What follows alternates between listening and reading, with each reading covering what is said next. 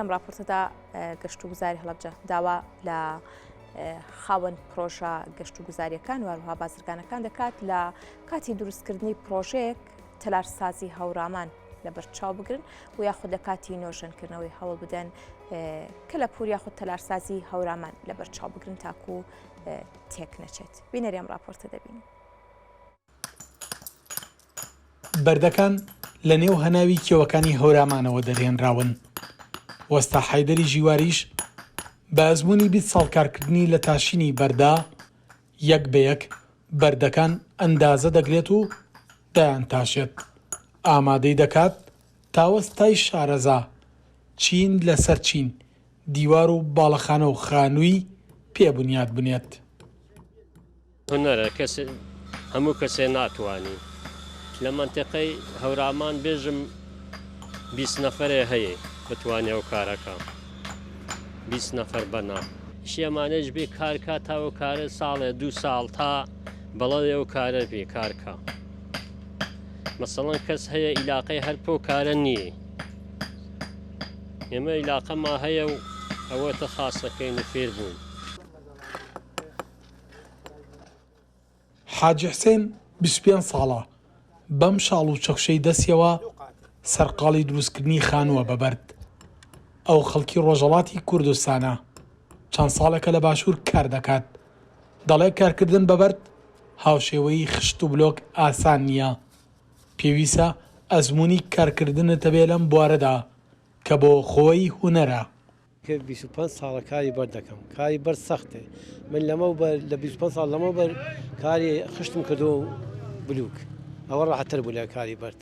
وڵات دێتە کارێکە حەزم بە کارەکەیەکە. حەزەکەم بە کارەکە و ئێداوام پێداوە. بەرد جیاوازە. ئەگەر بەردی گەرەکت بن جوانبی ئەبێت جیاوازە. ئەگەر گەرەکت بەوە جۆرە کەڵێکی مڵکدانی فەرقی نییە لەگەڵ بلوک. ئەتوانێت بە ئاندازە بلوک کارەکەی. وەڵا ئەمە ڕتوبەتی نییە. فقط بلوک ڕتوبەتی هەست. ئەمە 1000 ساڵە نابێتەوە بە خاک. فقط ئەم بلوکانێ 20 ساڵ 30 ساڵ وەلێ بێتەوە بێتەوە بە خاک.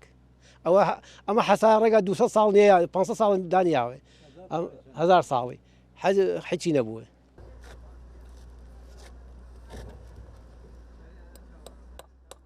بەڕێوەبەرەتی گەشت و گوزاری هەڵەبجەش داوا لە هەموو ئەو خاوەن پرۆژانە دەکات کە دەیانەوێت پرۆژەیەکی بازرگانی لە ناوچە گەشتیاریەکانی هەورامان دەست پێ بکەن کە لە دروستکردنی پرۆژەکانیاندا شێوەی تەلارسازی هەورامان ڕەچاو بکەن. ئێمە دیارە هەر پرۆژەیەکی گەشتیاری کە لە ناوچەکە بکرێ و ئەو کەسێک کە ئەوێ پرۆژەی گەشتیاری بکات لە ناوچەکە کە سەردانمانەکە ئێمە پێڵێن داوای لێکین کە لەسەر شێوازی تەلارسازی و لەسەر شێوازی کللتوری ناوچەکە بێ بۆی بتوانێت سەرنجی گەشتیار بەلای خۆیان ڕابکێشەوە هەم سیمایەکی جوان و هەم جاریچکە زیینوکردنەوەی کللتوری ناوچەکە بێ. ئێمە پێمان باشەوە داواش لە هەر بەڕێزیەکەین کە لە داهاتوە هەر پرۆژێکی گەشتیاریە یان هەر خاوەن باخێکیان هەر دوکانێکە ئەکرێتەوە لە ناوچە گەشتیاریەکانە داواکارین لەسەر شێواز و کەلتور و بیناسازی ناوچەکە بکرێتەوە لەبەرەوەی بتوانێت سیمایەکی جوان بە ناوچەکە ببخشێەوە بتوانێت سەرنجی گەشتیار ڕابکێشێ بەلای خۆیان و زۆرترین گەشتیار سەردانی ناوچەکە شوێن.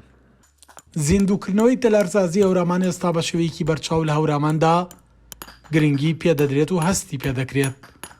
بەشێکی زۆریش لە گرتنەبەری زیندووکردنەوەی شێوەی تەلارسازی ئەگەر جوانیەکەی بێت ئەوە بەشێکی دیکە ڕاکێشانی سەرنجی زیاتری گەشتیارانە بۆ هەورامان. سەڵاح جەمیل، کورسات نیوز، ئەحمەداوە.